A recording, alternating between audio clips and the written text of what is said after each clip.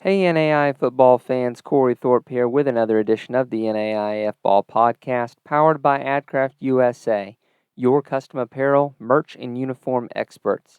Our friends at AdCraft have been with us for many years now. They've run web stores for us multiple times. These guys are NAI fans and family who are experts in the apparel and merchandise world. AdCraft allows you to take the hassle out of ordering. Let their knowledgeable design and customer service staff handle everything from hosting the store online, shipping the product, and helping your customers so you can get back to the game. Find them online at adcraftusa.com. All right, NAI football fans, this is the NAIF Ball podcast powered by AdCraft Custom Apparel and Merch, your custom apparel, merch, and uniform expert. Since 1974, they have been the best in the business. I am Corey Thorpe. I am, unfortunately, Schwazless tonight. The intern is not able to be with me. Has other duties going on that has to attend to. So tonight, you just get me and the Heart North. That's right. We are going into the heart of America and covering what should be a really good conference this year. There were some surprises last year that we didn't foresee occurring, and maybe we should have. I don't know. We'll have to see what we've got. First up, starting from the bottom, is the William Penn Statesman under new coach Mark Benavidez. William Penn is staying with a very familiar concept. It's not going to be straight triple option, but wishbone. That's right. Bear Bryant, Alabama, Texas A&M, wishbone, old school, absolutely loving it. Last year they were 3-7, 1-4 in the Heart North, 76th overall in SP Plus with the 63rd ranked offense and the 75th ranked defense. So definitely a team that was pretty even between the two sides of the ball. Now, they do have a couple of players returning, Kyrie Lewis being the first one here at defensive line. Had 14.5 tackles for loss and 10 sacks a year ago, forced fumble, 2 pass breakups from that D-line spot, and Harlan Plummer, who had 109 tackles and 10.5 forced fumbles himself. The big one that you're losing for William Penn is Jagger Bluebaugh, who's going across the conference to Benedictine there and taking his 102 tackles, 2 interceptions, and 3 PBUs with him. That's a really big piece to lose for new coach Mark Benavidez. You also lose Dylan Wimmer and Jaden Curtis there for William Penn, but this is a new direction here. You lose your coach who's a very well respected coach around the league. Even on the selection committee for the NAIA, and you're kind of starting over. You get a new shot at this, a new lease on life with a coach who has taken a team like Avila to the playoffs, where just not that long ago Avila was seen as a team that was a basement dweller, a bottom feeder. So we'll have to see what Coach Benavidez can do over there. Now, he is bringing some pieces with him, like Joey Mars, LD Garner on defense, along with Liam Bryant and Dylan Frilla, KCAC all-conference offensive linemen, bringing them with them. It can't be overstated when you're talking about triple option, wishbone. Having the right offensive linemen in place is a huge deal. Coach Benavidez bringing a couple of pieces along with him this season. Looking at the overall state here, you're going to return almost all of your offense between basically you're bringing back Sterling Ramsey at quarterback, Destin Loring at running back, and Trey Mosley at wide receiver. Basically, everyone's coming back. Had very, very few seniors there on that roster. You are bringing in a majority of your defense, like I said. Coach Benavidez is restocking the cabinet from Avila a little bit here. About half of your D-line and your linebackers return, but you do have Howard Huerta and all of your DBs back. That's going to be a big deal for you there. The recent newcomer is up next here. We're talking about the Clark Pride. Clark having a really great season, especially for a team who hasn't been around a whole lot. 0-5 in the Heart North, but you're talking about 3-8 overall. You were 73rd overall in SP Plus with a dang near middle of the road defense, which for a team that went 3-8 is pretty dang good. You just struggled on offense. Now, their head coach from a year ago took it on up the road to Baker, and so they have new coach, a promotion, Adam Hicks, coming in. A little bit of a continuity pick here for Clark, and I think that's a good move because Clark was really, really good for a team who hasn't been around that long, especially in a very tough division. Now, they do return a lot of good pieces here. Gabe Deadweiler had 675 yards and 4 touchdowns receiving. Brian Valdez at the linebacker position, 2 forced fumbles, an interception, 6 pass breakups, 73 tackles, 9.5 yard tackles for loss. Joel Gonzalez there, 49 tackles, 5 interceptions at the DB spot, and I left off Gabe Guyton there, 27.7 yards average on the kick returns. And you don't have any All-Heart North players returning, or leaving, rather. You have everything returning. So you have a continuity pick as your head coach coming in. You have all of your talent from last year basically returning.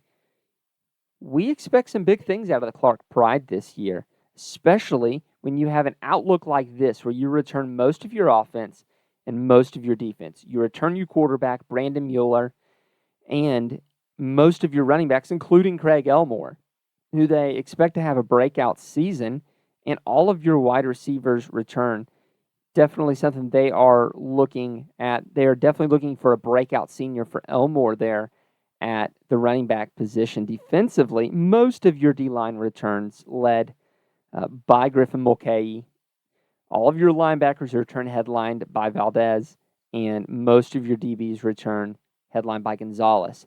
This is a really interesting year for Clark to see, if they can make another step forward, but it's going to be very difficult.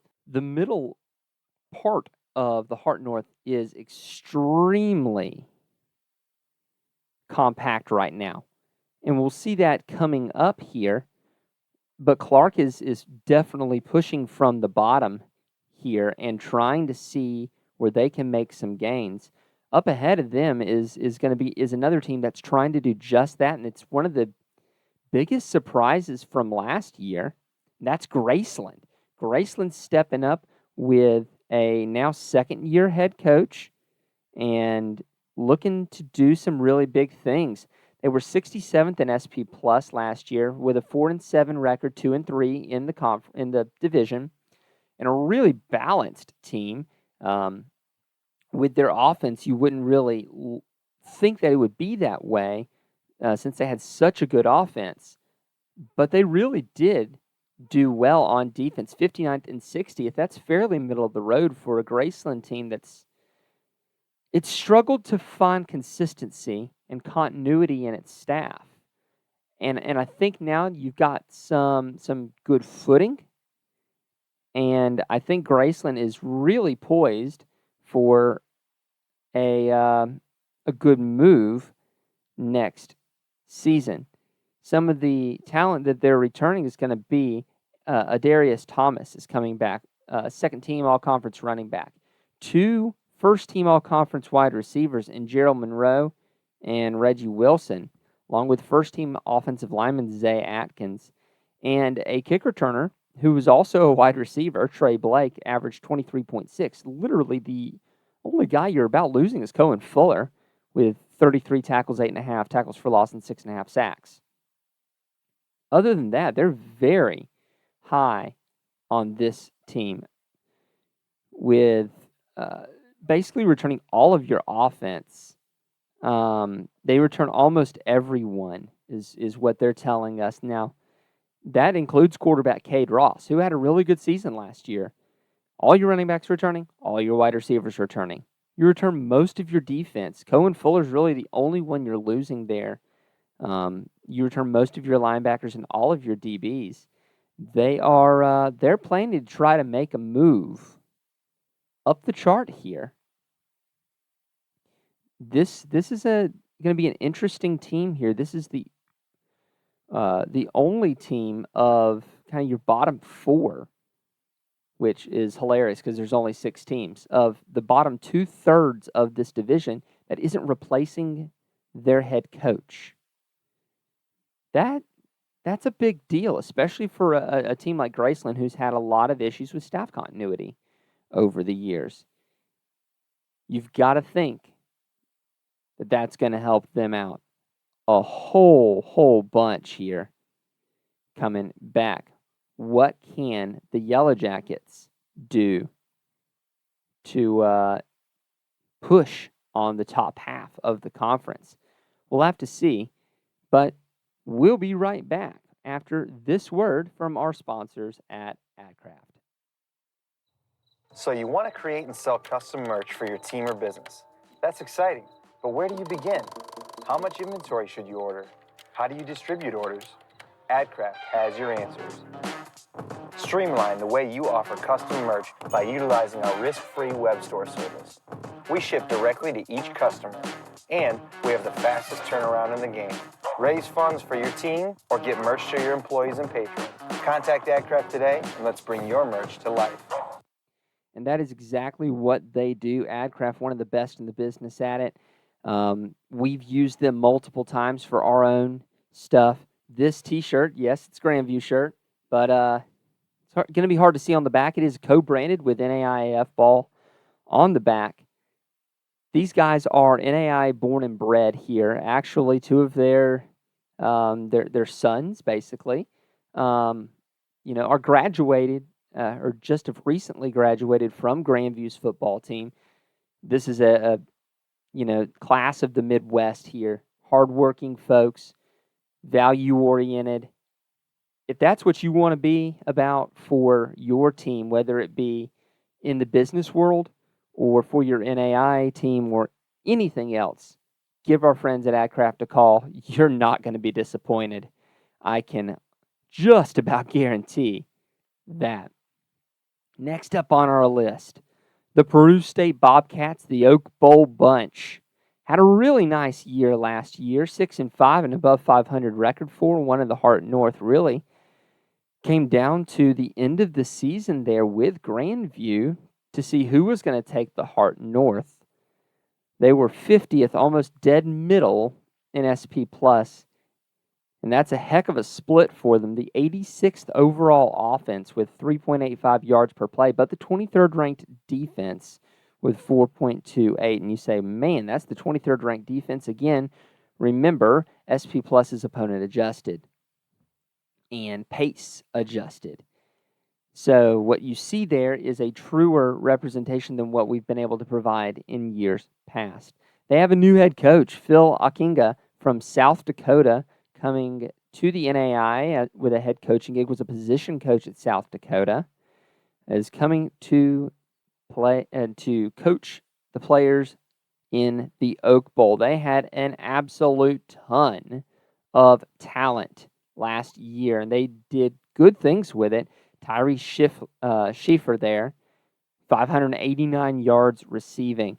Devin Adams doing double duty with defensive line and punter. That's not a combination you see terribly often. But I tell you what, I wouldn't want to get tackled by that punter. That's for sure and certain. And it's not like they were just sticking some rando out there to punt. He's getting an average of 38.4 yards. That's going to be,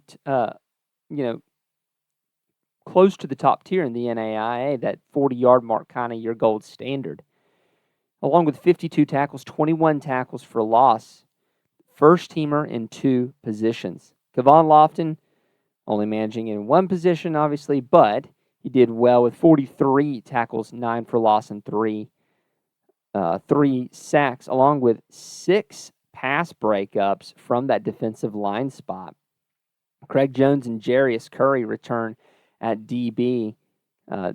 They had 15 pass breakups combined, 1 interception between them. And they do return Mac Bokout, who was 9 for 11 a year ago. They do have a few players that are leaving, whether it be Clayton Thrasher, the first team linebacker with 96 tackles, 2 forced fumbles, a pick, 4 pass breakups, along with 12.5 tackles for loss. Deontay Dozier at defensive back, the first teamer, 7 pass breakups and a pick, and Carlos Thomas, the second team defensive back, 5 picks, 8 pass breakups.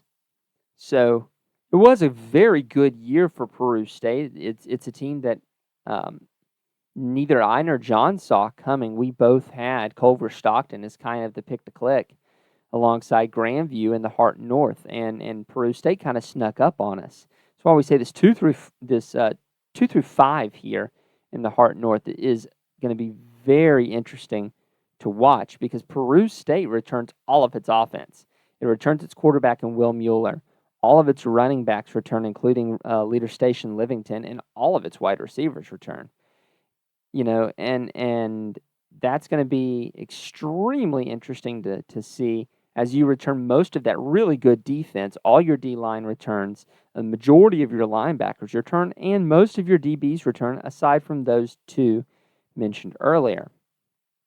So you've got most of your parts back from that 23rd ranked defense. You have another year for the offense. You just got to figure out how to hit the ground running with a new head coach. That's going to be the interesting part there for Peru State. Can they hit the ground running?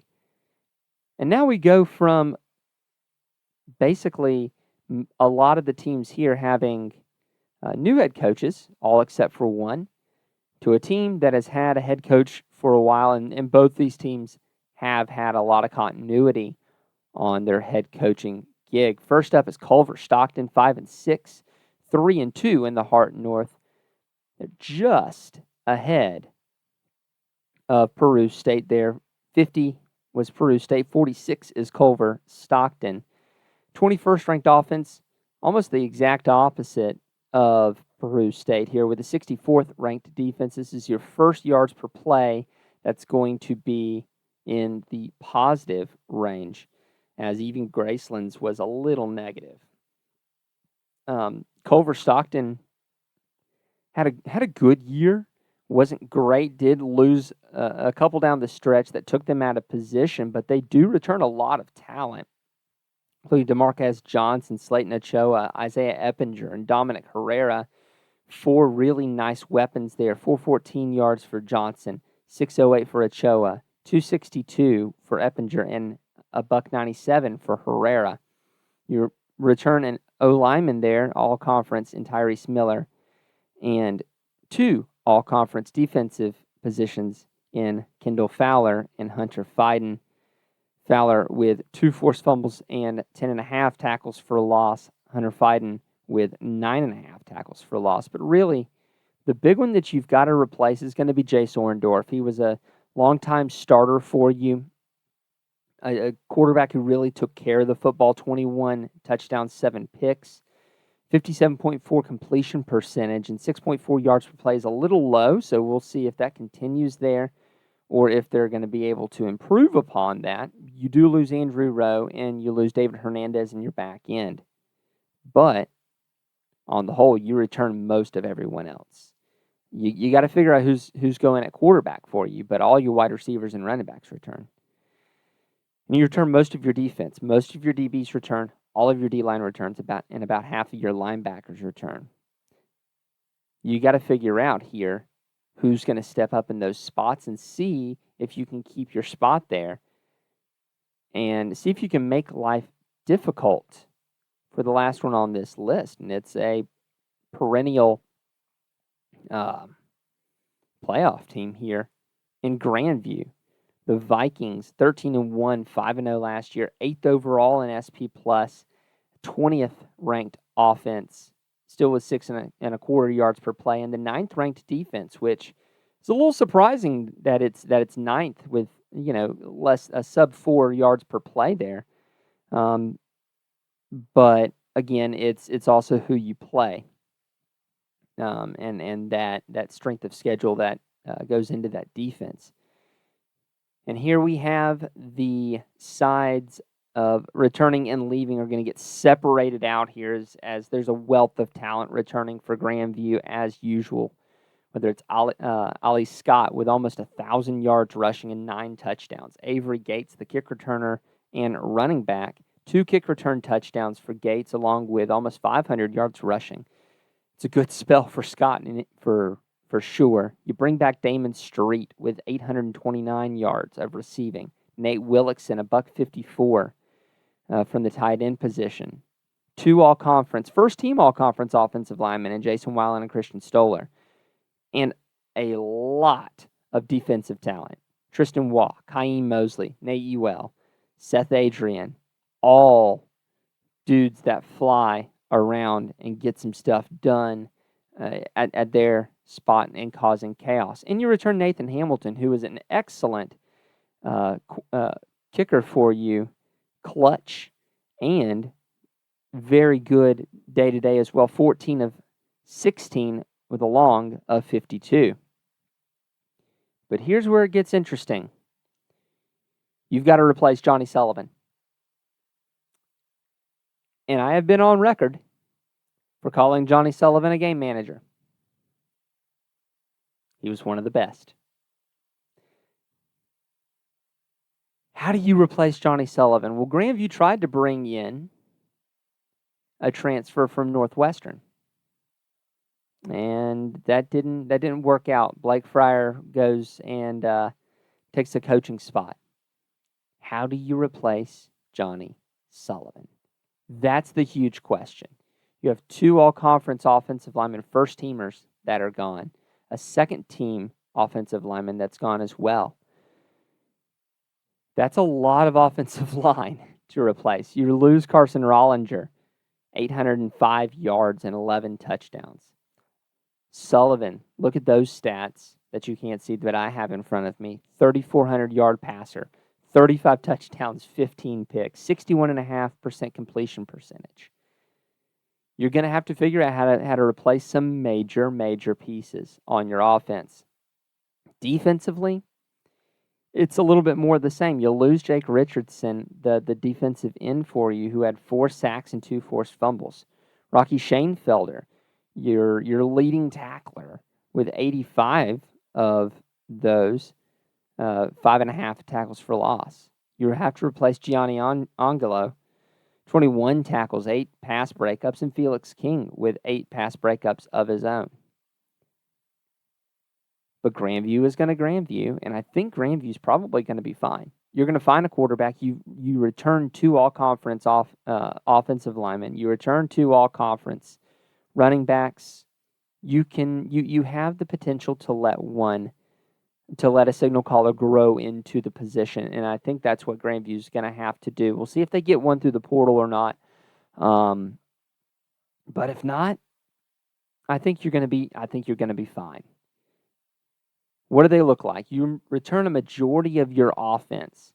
Most of your running backs return. A majority of your wide receivers return. The biggest question mark is at quarterback. Defensively, you're probably going to be fine, but that's a good half of your defense that you're losing there. Beside the 4 that I named, there's a lot of seniors that left last year that weren't in all-conference selections, but that played decent times. Half your D-line returns, a majority of your linebackers return, and half of your DBs return. There's a lot there. There's a lot there that you've got to replace, and Grandview's got to figure out a way to do that and not miss a beat. All right, and the moment y'all have all been waiting for, let's get to some picks. Still got everybody up here, got all the picks this week. I'll go first, and to no one's surprise, I'm going with Grandview. They reload every year. But dark horse, it's going to be Graceland this year. They are definitely aiming high, and they should be. They've got a lot coming back and should be very good once again. John, also going with Grandview.